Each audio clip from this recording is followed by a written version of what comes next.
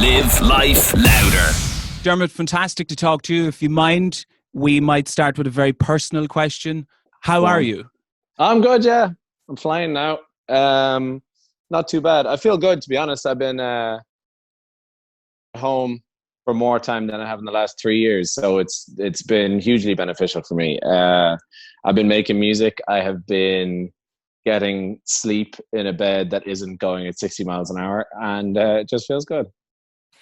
Do you kind of take advantage of being at home in that you obviously were gone for so long now? When you rock up home, are you kind of trying to use that to curry favour a bit, like, make me a nice breakfast or make me a nice dinner, or take you advantage that way? Yeah, but also you do have to train yourself too to actually like do things, and not like there's so much stuff.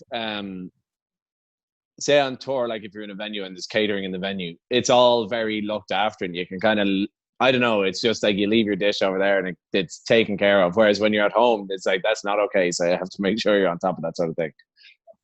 Having to get reused to that. From going through some of your interviews, I was curious to know the many depths and sides to Dermot Kennedy. One of them being you talked about the writing processes that you're going through with other artists at the minute, that it's through WhatsApp and voice notes, and you kind of like that because there's no social anxiety in studios trying to get to know people. But then on the other side, you can walk out on the biggest stage in Ireland at Electric Picnic and absolutely own it. How do those sit side by side? Yeah, it's a good question. I think the thing is when I'm walking out on that stage at Electric Picnic, like, it really means everything to me, you know, like it really, really, I don't know. In my head, there just is no room for nerves. And it's not that I wasn't nervous. Like, don't get me wrong. Like, I was really, really sort of like, there was so much adrenaline, but it feels like the right thing. And to be as like non-cheesy as possible, it just feels like what I'm supposed to do. And so, I don't know, it feels very right. Whereas sometimes when you're in the studio, and this is why the online writing thing works quite well for me. Sometimes when you're in the studio, don't get me wrong too, like the studio can be the most beautiful place, and some really cool things can happen. And you can have a day with somebody you never met, and it can be a really beautiful thing. But sometimes it's just, I don't know, it can feel quite awkward or something. And I've just struggled with it in the past, because it's kind of like, all right, well, I'm here for 6 more hours and I'm supposed to do my best work somehow. And it's like, how is that supposed to happen? Like, the only thing that's on my mind is thinking about this other person and what do they think of me? And like, is this lyric good enough? And I don't know. I quite like being in my own space when I'm making music. Same as anyone, I think. I wonder then, because to me, it seems that like the songwriting and the singing are two such different skills that when you're doing both, it's an unbelievable amount of talent. But I was wondering for you, or for yourself, do you feel more connected to a song, or do you enjoy a song more when you're writing it or when you're actually getting to perform it?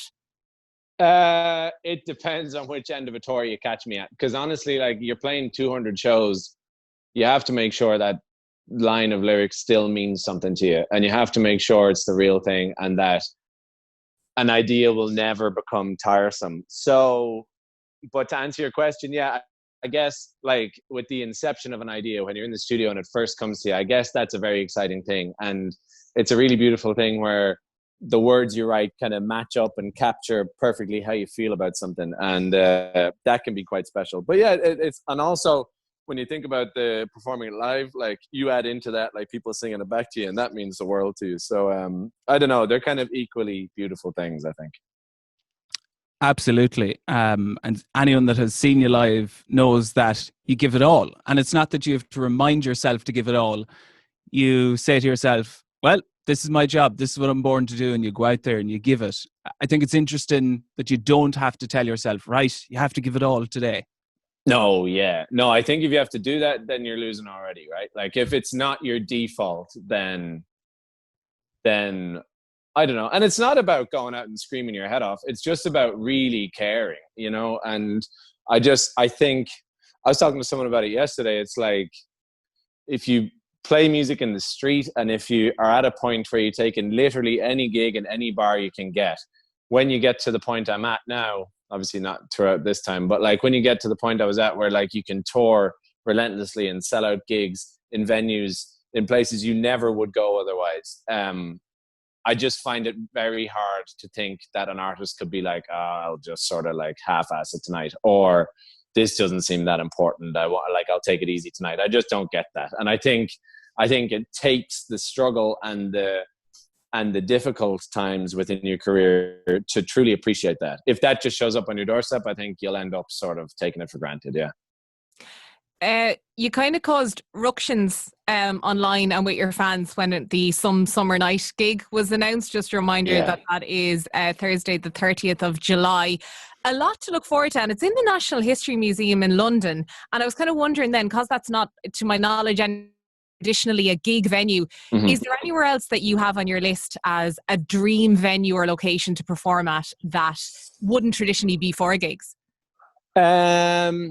Yeah, like, there's so many. I mean, we were thinking about, depending on how this goes, like, it could be such a beautiful thing. And so we were talking about, whenever we're allowed, you could even do a tour of museums. And there's like Guggenheim museums, and there's a beautiful museum in Venice. And like, you can imagine, you could go to all these unique places. And because especially now in the current climate, if we're not allowed to have an audience in the room, it's about trying to figure out the best way to actually do what you do. Because we went from doing a proper tour and sold out shows to me like being at home, having my phone set up like this, playing into Instagram Live or whatever, which is nice because it brings people together, but it's so far from what you love and what you're used to. And so this gig at the Natural History Museum feels like doing it for real. And so we'll have to see, but I couldn't think off the top of my head. I don't know. Because the thing is, even the Natural History Museum seems like such an ambitious thing. And it almost in my head seemed something like, I don't even say it because it's just impossible. Like, you're just not allowed to play there. And now we are. And so I would have to think, and just like, I would have to keep my own sort of actual instincts at bay, because my instincts are to be like, no, you can't do that. We'll see. Be brave, put your best foot forward. You don't know what will happen. How does one reach out to Paul Mescal and go, hey, doing this really cool thing? Is that Insta DMs, Twitter? Is it get Paul's phone number for me, somebody? How does that work? No. It was an Instagram thing. Instagram, like, we can slate it all we want, but it's a brilliant way for artists to connect. It really is. Like, when there's a network now of, if I would be like to my manager, can you talk to Paul's agent and let them know that I would love a few. It's just, it gets so convoluted and the actual authenticity gets lost. Whereas like, you can message him directly, and obviously there's a chance no one ever sees that stuff, but just both being Irish and both, I don't know, it worked out. And I had messaged him a few weeks back randomly, because Normal People was just like exploding everywhere and everyone was mad for it. And he was like, every time you looked at anything, it was him. And so I messaged him and I was just like, look, I hope it's all good. I hope you're having a good time, because I can't imagine how mental that is, because whatever I've done has been very gradual and I've been able to adapt at every level. Whereas he went to just like superstar out of nowhere. Not out of nowhere. That's really like disrespectful, because I'm sure he's been slogging at it for ages. But you know what I mean? Like, it became huge very fast. And so I just messaged and I was like, I hope you're still having a good time, because who knows? And that was the first time we connected. So I had no ulterior motives with that. But thankfully, there was already a chain of messages there, and I asked him to do the gig in the museum. Yeah. Brilliant. I sincerely hope for Paul Mescal's case that it didn't fall into the requests folder from you. Who knows? Yeah, I don't know. Yeah, we'll see. You mentioned there on the getting your manager potentially to talk to Paul's agent, and obviously you went the more direct way with Instagram, but I'm always really interested in that side of fame, nearly like the logistics of it and how many people you have to have around you. Like, how do you deal with that, or how much control really do you have over your own schedule?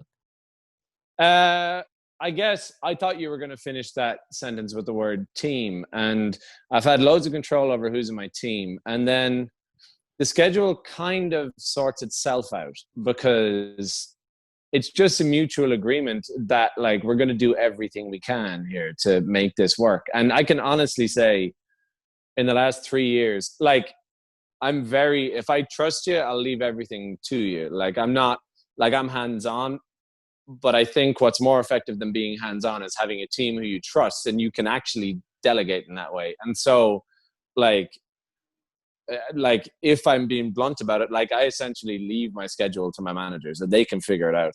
But I trust them because we have a common goal, right?